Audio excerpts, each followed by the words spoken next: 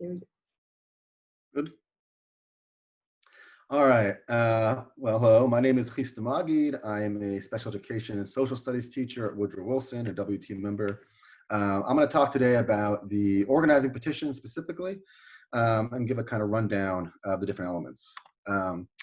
So the first thing is a general petition that I want to go over. And this is just that the petition is a way to broaden support for your issue, and to kind of reach out to the community to give them a way to express their voice as well. And it can be used for basically a variety of issues, right? Whether it's a local campaign or to support a particular policy, but it has the same form either way. So looking specifically at an organizing petition, there's sort of four elements that were unique to it.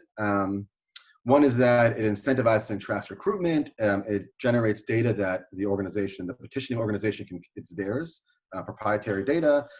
It elevates members to positions of leadership.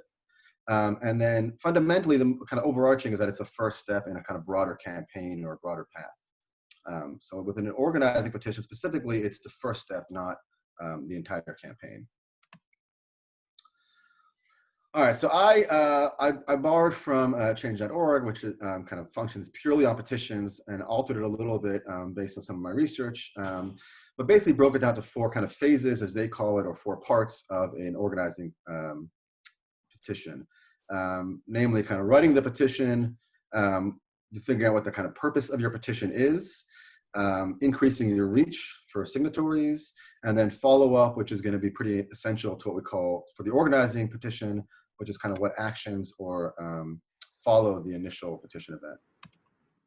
All right, so the first thing to go over is what issue you want to talk about. So you should choose an issue that is specific, so it has a very specific ask, either of a decision maker, either locally or nationally, and that the way the petition is the language used, the framing should be clear so that signatories know that they are supporting you in your efforts. You should be able to take those signatures and treat them as possible supporters or members, and that can only be done if the language is very clear and specific. Kind of generally, the petition text, right, is kind of technical issue, should address who's impacted by the issue, what occurs if it's not successful, and then kind of why it's urgent, why we need to sign it now. So we can talk a little bit about next steps. I mean, I think that there are some big petitions within WTU right now related to reopening, and I think those would provide kind of a pretty nice basis for analyzing whether or not they're effective organizing petitions, thinking about whether they're clear, whether the issue is framed to show obvious support, and whether the urgency is kind of conveyed in the text of the petition. And if any time anyone wants to kind of jump in and think about these issues, please just let me know. All right, the second part is thinking about the purpose of the petition. And this is specifically, I think, most important for an organizing petition because it'll be framed differently based on what you want to achieve.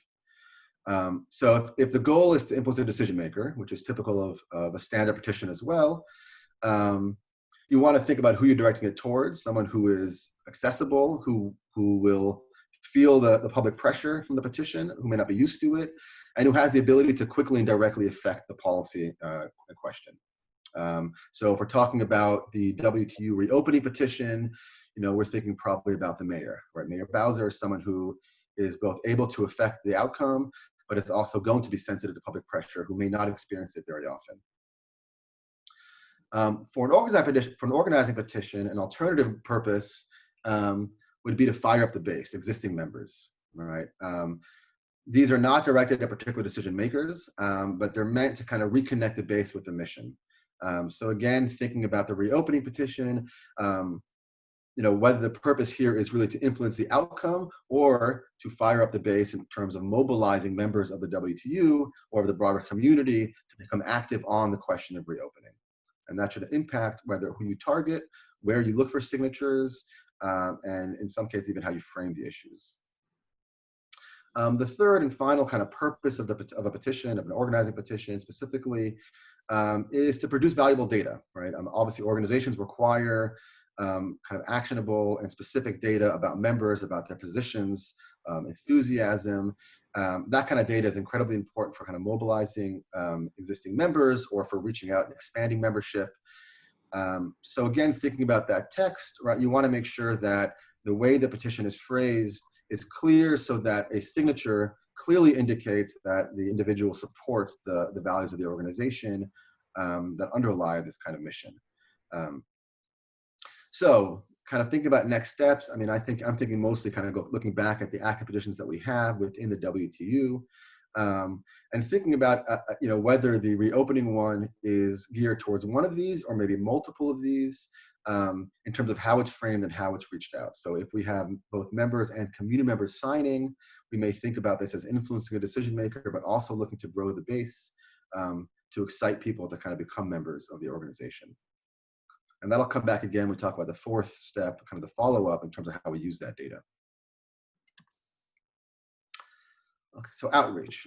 So when we think about standard petitions, outreach often looks like, where do I stand to gather signatures? Am I allowed to stand there to gather signatures? Where are areas that I'll find more supporters? Or on an online petition, how do I reach the most number of people online through social media or through existing organizations?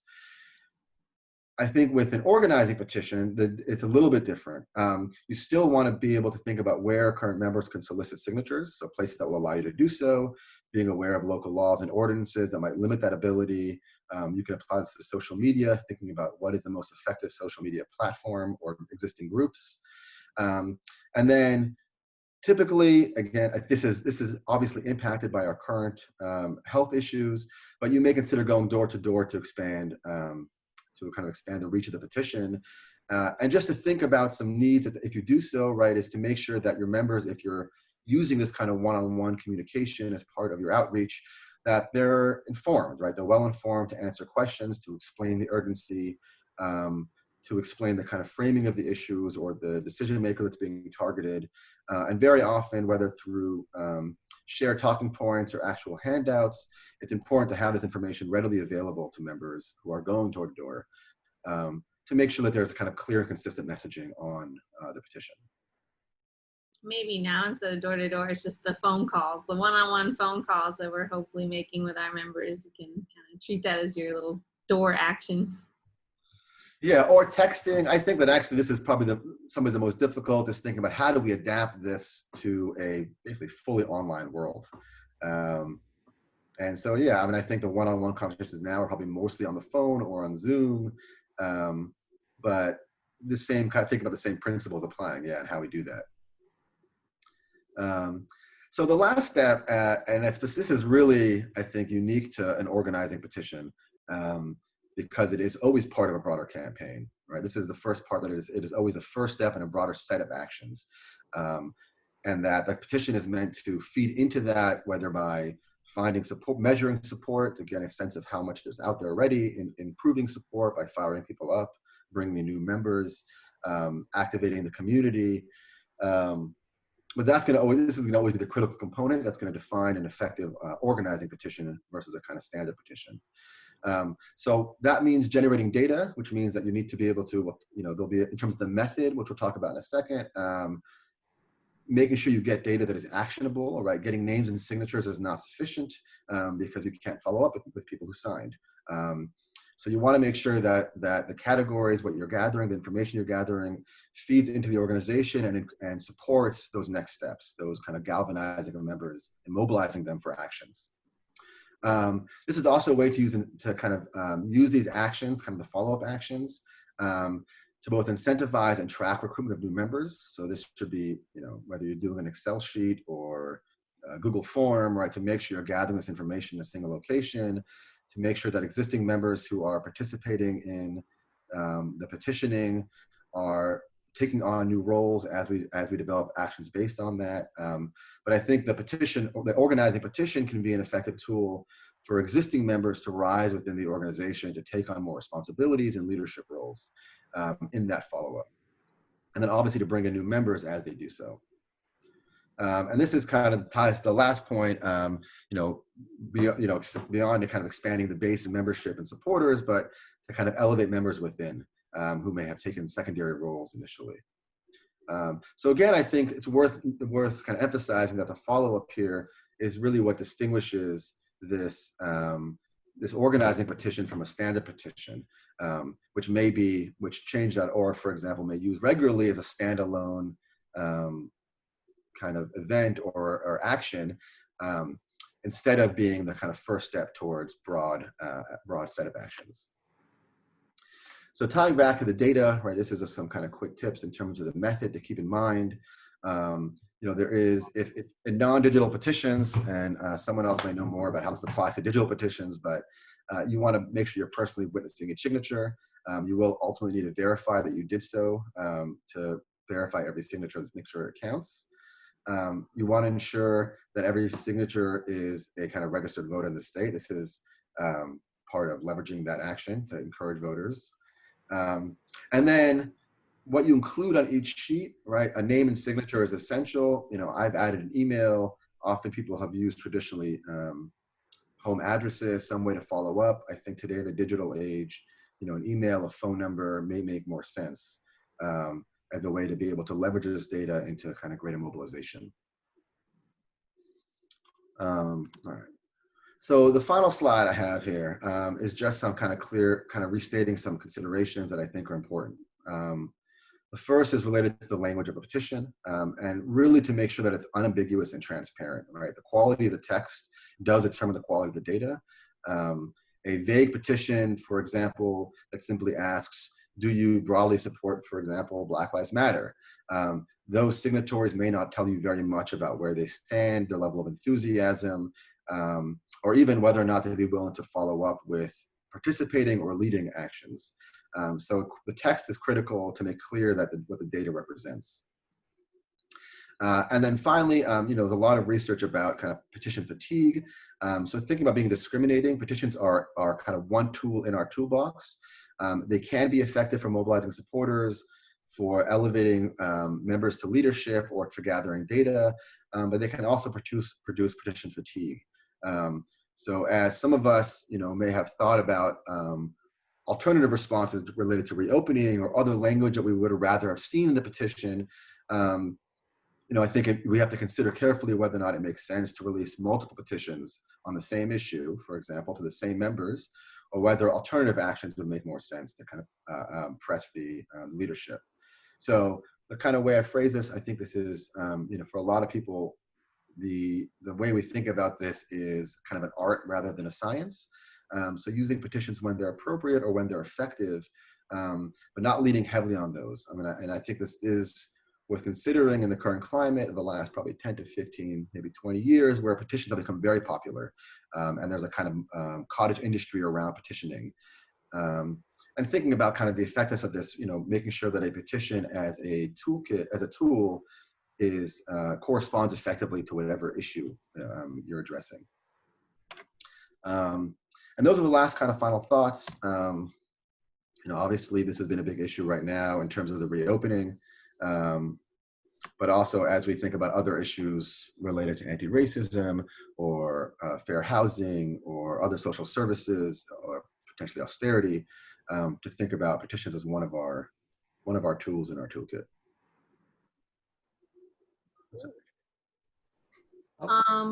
Do you have any advice for how people could use it in their building to help get their building organized and learn where their members are at in terms of the reopening campaign? Yeah, I think that's a great question. I think even, we often think of the petitions as kind of broad, sweeping claims, but I think even within a building, it especially can be useful, I think, to get a sense of where people stand, to get a sense of the kind of current climate. So circulating a petition that may have language that is intentionally maybe a little more radical or more geared towards a specific outcome can give you a sense of where the members in the building actually stand on the issue. This can also be good for, I think, raising interest and engagement within the building. But I think often, right, it works most effectively as a way to, in a small setting, get a sense of where people already stand. And then again, right, the follow-up is a critical component. How are you going to reach out to people? How are you going to push people who may be on the border or on the fence? and then how to reach out to people who didn't want to sign that, who may want some different kinds of language. Yeah, so like one thought, at least I had on the current petition, the W2 circulating is right. Like we could have, if you're a member and you're interested, you could either reach out to your rep and see if they've already begun to track who signed the petition, who hasn't. And in this case, you probably just have to ask, have you seen the petition? Have you signed it? Getting their thoughts on it, potentially, if they're not maybe willing to just say right away. And then being able to kind of use that to see in our buildings, do our buildings feel ready to kind of really hold that whole distance only until it's safe kind of messaging. I think also, like, there's a difference between like sending a petition to people who know you, like if you're a building rep and sending it to your school versus, I mean, we all get all kinds of petitions from people we don't know. And like you were addressing before, Chisda, the whole idea of petition fatigue. I know when I get petitions, it depends on what it is. A lot of them I just think, oh, this is just another way for somebody to compile some sort of email list, and now I'm going to get a bunch of junk emails or something. And there's also, I guess I wanted to also throw out a question, because I always, I've been involved in a lot of petition drives and signed petitions and things, but I always wonder, and I think a lot of people wonder, what, is this petition that I'm signing, is it actually going to do anything? Do politicians or whoever we're sending it to, do they really pay attention to this? And I think before you answer, I'll just say, I mean, I think that also speaks to another purpose of a petition, which you addressed, which is it's not just, expecting to change something, it's actually an organizing tool as well. But, I mean, how do you address people's concerns on that? Me, if we're using it right, if we are using it to get a feel for how people feel on this particular issue in our building, it could be a way to build solidarity and show that, look, 100% of the people in this building agree on this. But I agree, maybe Sean wants to say it out loud, but that, right, and exactly what Chisda presented, like it's only one step, and frankly, it's like an opening move. And certainly should not be the be all end all, because it is a more passive move. Like, yes, people putting their name to things, but that's the easiest thing to do, is put your name to something. Once you can get people to put their name to something and say, yes, I stand with this statement, it is about then what do we do with that?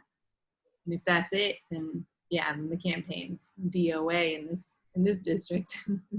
That's done. Also had a question about, especially when we're doing like electronic petitions, what are the concerns about like privacy? Are there protocols or rules, like we're collecting people's personal information? Is there some way we should be doing it? Is there a concern about that? Any thoughts? Well, I think if it's the union collecting it through their database, I think in this case, Nation Builder, when people are knowingly giving that information, it's not, I mean, they could just not sign it if they don't want to give the information. I'm not sure, you had to put your email in, I think, to get it to work, for Nation Builder, I think. Yeah, I think the digital actually helped in some ways if the email is all you're gathering. I mean, I think the traditional petition that asks for an address, like a mailing address, that seems to me to raise more concerns of privacy. But I do think some of this ties back to kind of who is running the petition and how much people trust you already or know who you are. If I, as an individual, just start circling a petition, people might say like, well, why do I want to give Chisda my personal information? Right? I don't want him to have my personal email address. But if I am, within the WTU, people may say, well, one, they already have it, most likely. But, also it's an organization that I already trust. And you know, and by signing, I know that I'm actually signing on to a broader campaign, that I'm not signing on as a one-off. And I think that's important with the organizing petition, is to articulate clearly that this is the first step, and in the text to you know, to express kind of what we do if this issue isn't addressed, right? What are we, how, you know, what are we kind of willing to follow up with, and to be kind of transparent about that, so that people knowing, you know, knowingly sign up with the intention of at least potentially, right, joining something else and participating in a more meaningful is a strong word, but certainly in a more direct action. I think also it's a good test for an organization. Is your communication reaching all your members? Is it effective? Are your members kind of in line with the message? Like, especially if you are kind of doing a more internal targeted type of thing, that it's just one perhaps kind of quick way to check, like, are things getting through, and are our members in alignment? So it can also be used to potentially bolster union leadership, or kind of the union as an organization, to be like, okay, we are on the right track here. Our members do stand in alignment with this belief. We can move forward saying comfortably that we do believe our members are with us on this. To piggyback on that, I was just, the thought of the organized committee when we first when we first got together and came up like with those five proposals about what we're going to do, what we're going to enact, and how we had to put together a group of flyers for each individual school, and then we went to the rep meeting to pass out each envelope to the representatives. However, there were so many representatives absent from the meeting that many of those schools were not did not get the flyers in a timely manner. So if you look at it that way, data-wise, that way from the rep meeting, the members are not getting the information that is necessary in order for us to be a productive union. And then to piggyback on that, I know the survey that we did was like district-wide. I think it would probably be more advantageous if we had a survey for each particular school. You know, we could get more data that way to say, okay, how many teachers at this one particular school agree with the union or disagree with the union, to get a more precise idea about the temperature, as opposed to a whole swath of 5,000 teachers or whoever, where I'm not even sure how many people even fill out the survey. But by doing a survey that goes directly to the building rep or the field reps to give to that individual school, we have more data to get a thorough understanding about what the temperature is. I do think that's where, like, even though I don't know if either it's because our tech doesn't support it, or I'm not sure what the challenge was, because that was something we were hoping for with this petition, but that we could still use the petition, even though it's broad, to just ask people in the building, did you sign it? Did you know about it? You know, did you get the email? Like, that's a lot of different things we could check. One, are they getting union communications and reading them? Like, right. It's good to know, like, yeah, I got it, but I don't like reading them. Oh, that's interesting. Why, right? Like, we want to learn how to improve. So we want to know, you know, why they're like, I don't want to read those. Those are too long, or whatever it is. Then it's also, right, did you sign it? And that if the building reps or their designee are tracking that on the list, that, yeah, it's more manual, I guess, right? It's not as automatic as maybe we would like in an electronic form that could hopefully be tracking schools and all of that. But it also does give that person to person, like that someone is following up, even if right now, just to ask about the petition, like, hey, did you get it? Hey, did you sign it? You know, to get that temperature check in their buildings. That's a task that we can give our building reps, possibly as member organizers. I know I've been asking my building reps, you know, do they have a list of how many people signed it? So far, they're kind of giving me real general, like, yeah, they all did. I'm like, sure. But, you know, just kind of getting in that habit of wanting to check in, and that, yeah, hopefully in the future we can also maybe better plan maybe following more kind of Chiz's recommendations, how to better roll out future kind of initial actions like this when there are future campaigns that come up, if this is an appropriate tool for that campaign. Right. But on top of that, I think the one thing the union needs to start doing, starting in September, before the elections occur, the union really needs to push forth or let the membership know that you need to vote for a person or for people who are really going to take on the role of building rep seriously, because if the building rep is not taking on the role seriously or having some support, then a lot of the message is not going to get to that school unless teachers who are already inundated with trying to, secure their jobs and educate the children and, things like that, they have to go over and beyond to get the information, and that creates a barrier. You want it to be like the building rep should be a seamless transition from the union on down. You want to be operating in that type of form, that type of manner. So I think the union from the top needs to let the body know, the membership know, that you need to vote for someone who you think or who you really truly believe is going to take a serious role in the membership, not just because he or she is your buddy or things like that. Building the building, right? Or a survey, I'm not clear, to try and get at something like that. How effective is your building rep? I mean, is that done in a survey or a petition? Because it sounded to me like the petition is used for a specific action or idea. I'm not quite clear. You might want to tell me that again. Did you understand my question? Yeah. So actually, and I think, interestingly, I think the distinction between a petition and a survey often depends. Well, I think a petition often will give choices, but I think that, fundamentally, the big difference is going to be about the clarity of the language. Are you asking people to sign on to a very specific position on a very particular issue that is geared towards a certain policymaker, right? I think a good petition would make it clear that the people signing are taking a stand on something and not merely expressing a view. Whereas I think a survey is just asking you to express what you think, right? It's usually often open-ended. It'll often be like the choice of other.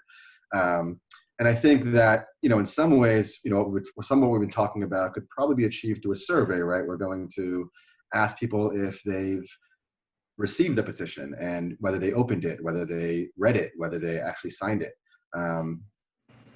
But I do think that, part of what Sean was saying too, I think points to something, fundamental about the petition specifically, which is the quality of the data, right? So, I only talked about what kind of data you gather, but I didn't talk about how you're able to aggregate that data.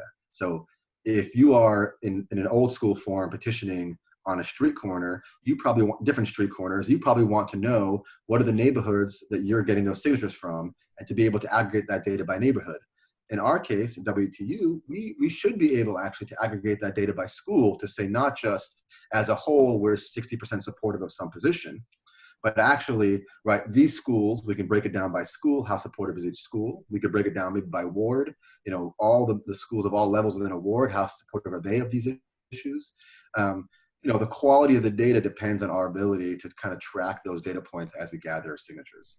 And if, the challenge with digital is you just send it out and you get a signature and that's it. You get a name. Right.